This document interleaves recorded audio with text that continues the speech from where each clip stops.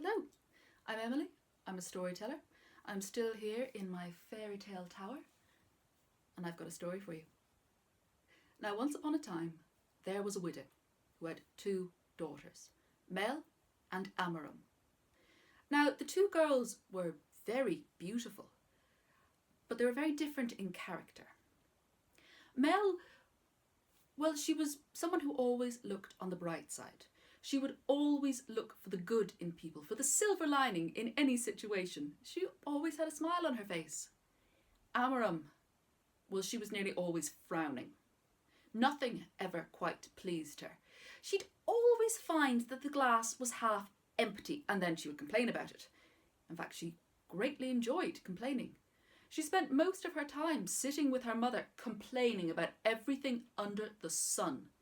For she took after her mother in her character. The two women would sit, trying to see who could outdo the other with the most bitter words. And Mel, whenever she interjected with saying, well, it's not actually that bad, or pointing out some positive, they would turn their bitter, sharp tongues on her. Poor Mel suffered quite a lot. She was bullied by her mother and her sister, bullied into doing all the housework. She was the one who cleaned, she was the one who cooked, and she was the one who fetched water from the well. Every day, Mel would have to go down with 2 buckets resting on her shoulders to the well and fill them with water to be brought back for use in the house. And she would have to do this many times a day. Sometimes 5, 6, 7 times she would have to walk to the well and walk back to the house. Now, one summer, it was particularly hot. And even though Mel had set out early in the day, by the time she got to the well, she could feel sweat on her forehead, and she was not looking forward to carrying the heavy buckets full of water back to the house. But she didn't complain. She filled her buckets with water and dipped the edge of her apron into them and used it to cool her forehead. And when she looked up from cooling her face, she saw that there was an old woman coming to the well, carrying a bucket herself. Now, the old woman, her back was bent with age. Mel could see that her fingers were curled up from arthritis, and the woman, she was having difficulty trying to get the bucket down into the well to draw the water. So Mel naturally asked if she could help. And the old woman said, "Oh, no, I couldn't trouble you. You've got your own water to bring back." But Mel felt that helping the old woman was the right thing to do. And though she knew her sister and her mother would be annoyed that she was late, she helped the old woman. She helped her draw the water and then carried the bucket back to the old woman's house.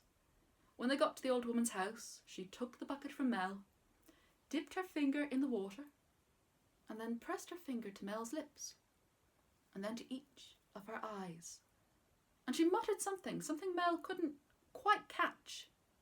But Mel thought no more of it. She went back to the well, picked up her buckets of water, and headed back to her house. She tried to go as fast as she could, but she didn't want to spill the water. So when she finally got back, she was indeed very late. Her mother and her sister were not pleased. They began to shout at her, calling her lazy, useless, good-for-nothing cow. And as they shouted at her, tears began to slip down her cheeks. But it wasn't salty tears falling from her eyes. Pearls fell from each eye, and when she opened her mouth to sob, diamonds and rubies fell out instead. All of these precious jewels fell into a puddle on the floor. Amaran and her mother stared in astonishment. This was magic. They had Mel tell them all about what had happened, who had she met, what had she done. And Mel told them she'd gone down to the well with her buckets, and there'd been an old woman. She'd helped the old woman, and then the old woman had touched her lips and her eyes and said something, and now it seemed that whenever she cried pearls.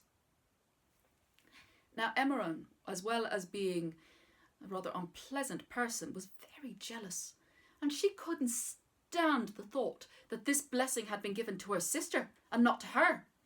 So she decided that the next day she would go to the well. She would find the old woman, she would get the blessing, maybe a blessing even better than her sister's. And her mother decided she would join her as well. Be no harm to have a blessing, to be able to cry pearls. The next morning, the 2 women got up early. They didn't normally get up early and they didn't like it, so they weren't in the best mood to begin with. They put on their best clothes. They wanted to make a good impression.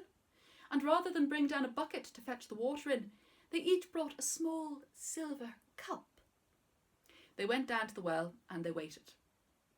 It was hot, and as the sun rose higher and higher, their tempers rose as well. By the time the sun had reached the noon mark, the two of them were sniping and bickering at each other. And they didn't notice at first the woman coming up to the well. The woman wasn't old or young. She didn't appear to be rich or poor. She walked up to the well and interrupted the two arguing women, asking if they might lend her a cup so that she could have a drink of water. The two turned to her, looked her up and down, and decided that this wasn't the old woman that had been described, and so said no. No, they wouldn't give her a lend of the cup. They were waiting for someone else, someone much more important. What was she doing here anyway? They had business to attend. Be gone with you.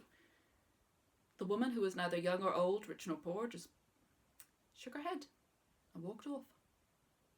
The two continued to wait, and by the time the sun had set, they were fuming. There had been no old woman, no fairy in disguise. Mel must have lied to them. She'd got the blessing somewhere else. She'd got the magic somewhere else, and she hadn't told them. They stormed back to the house, and once they got there, they opened their mouths to give her a good piece of their mind. But as soon as Amaran opened her mouth, out